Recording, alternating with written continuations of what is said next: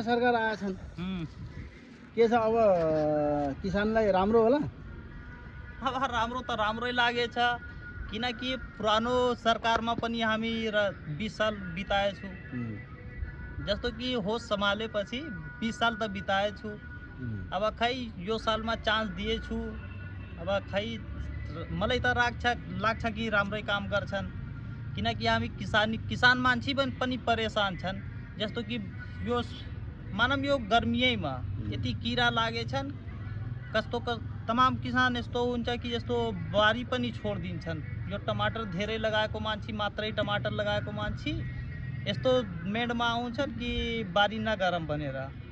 तर के छ अब मलाई लाग्छ कि बालेन सरकारले हेर्छन् किसानलाई पनि हेर्छन्। अब मल सल टाइममै पाइन्छ, टाइममा मिल्छ, अब उपलब्ध गराउँछन्। मलाई त लाग्छ यस्तै आशा लागेको छ। अब हामी पनि मेहनत गरेछु। आशा लागेको छ जो गराउँछन्।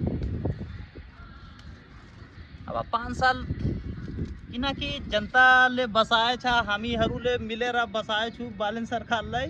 अब 5 साल इनको पनि हेरौँ कस्तो गरिरहेछन्। गर्न त राम्रै गरे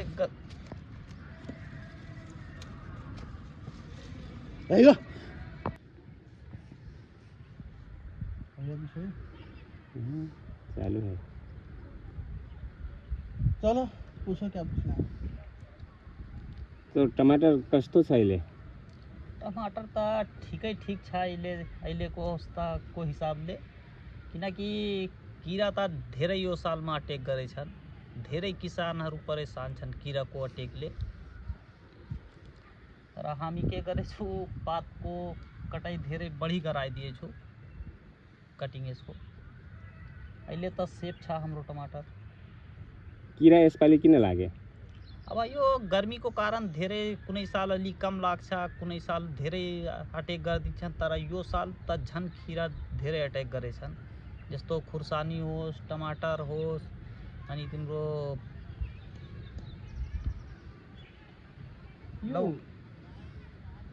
किरा लागेपछि यो पात काटेर हुन्छ त कमी आयो? अब कमी आएछ किनकि पात अगर छोड जस्तो कि रहन्थ्यो तो किराले त टमाटरले कोल बनाइदिन्थे। अब पात त कटेछ त्यसैको कारण टमाटर सेफ छ। तर सानो फल भइहाल्छ, साइज सानो भइहाल्छ। साइज सानो हुन्छ? साइज सानो भइहाल्छ। नत्र ठुलो तलको ठुलो हुन्छ, त्यो माथि बिस्तारै बाढ्दै जान्छ टमाटर, त्यो साइज राम्रो आइहाल्छ, ठुलो भइहाल्छ।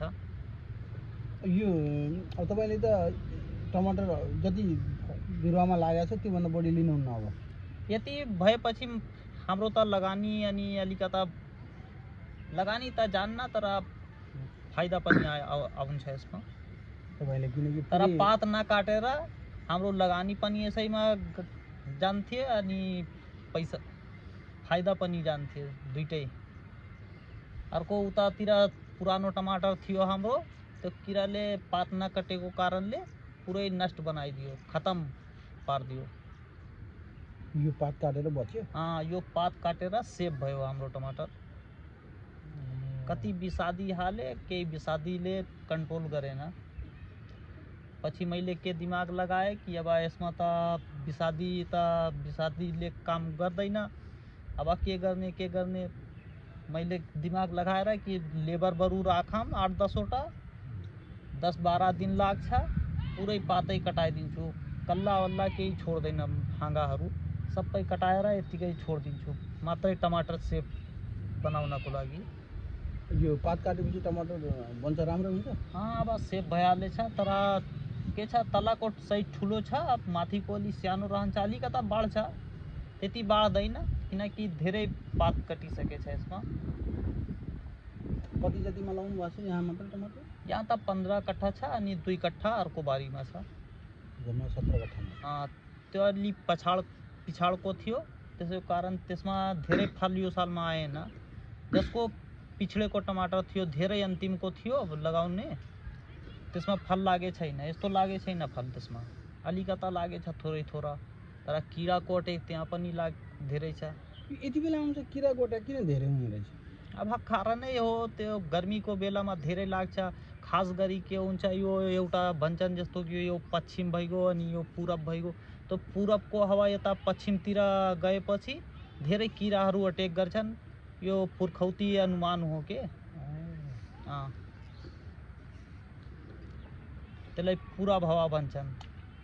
अब यो टमाटर मार्केट जान्छ? अब मार्केट जाने त भइसकेछ। अब 1-2 दिनमा टिपाइ गर्छु यसको। यो पात सात पहिले कटाएर अलिकता बाँकी छ, त्यसलाई सेप बनाएपछि त्यसपछि हार्भेस्टिङ गर्ने।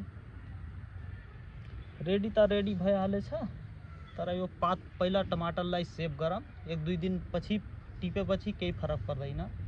यो साउ टमाटर हो, एकदम मजबुत टमाटर छ, मजबुत छ। यदि तपाईँले पात नकाटेको होइदिएको भए यसलाई टमाटर सेभ नगरेको भए कति नोक्सान हुन्छ? अरे त पुरै लगानी 1.5 लाख त यत्तिकै गइहाल्थ्यो हाम्रो। अब त्यो सेप छ हाम्रो 1.5 लाख त जसरी पनि आउँछ मजाले। किराले पहिला यो पात खान्छ कि टमाटर खान्छ? अब स्टार्टिङमा आउँछन् त्यो पातको तल लार्वा अन्डा दिन्छन्। त्यो अन्डा फुटेपछि त्यो लार्वा भित्र छिरिन्छ। पात न पातको तल रहन्छ न माथि रहन्छ, बिचमा पातको बिचमा। त्यसैको बिचमा खाँदा खाँदा त्यसैमा फेरि उडान भरिन्छ। त्यो मानव त्यो तितली एउटा, त्यसैको कारण ल्युर पनि एउटा मैले लगाएछु। यो बारीभरिमा ल्युर लगाएछु। जस्तो यो येलो ट्र्याप भइगयो, यसैको रोल बनाएर अनि बिचमा एउटा ल्युर आउँछ। त्यो ल्युर पनि लगाएछु त्यसको नियन्त्रणको लागि, रोकथामको लागि। तर त्यसले पनि धेरै काम गरे छैन। रोक्न त रोकेछ, तर यो सालमा किराको अटेकै धेरै भएछ। अब एक यसरी पुरै किन नाङ्गो बनाइदिनु भयो झार?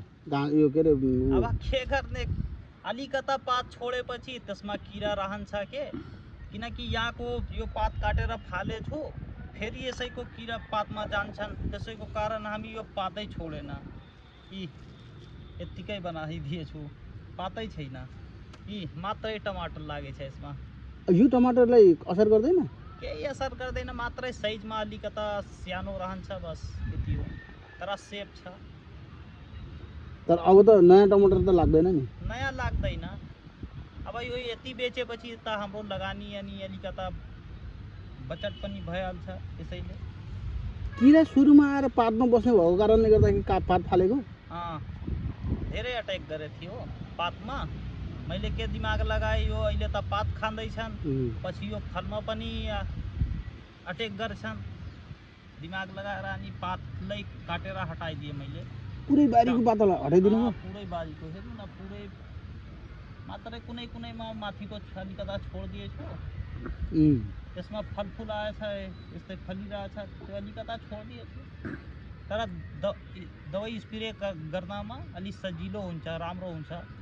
अब जस्तो पात धेरै हुन्छ त्यसभित्र विषादी छिर्दैन के, त्यसैको कारणले अब मजाले दबाईको स्प्रे हुन्छ यसमा। हरेक पात हरेक फलमा विषादी जान्छ मजाले। जसरी भए पनि टमाटर बचाउनु पर्यो अहिले? जसरी पनि। बच्छ अब त बच्यो। अब किराले केही गर्दैन, किनकि स्प्रे गरेपछि मजाले किराले मार्न हामी सफल हुन्छौँ।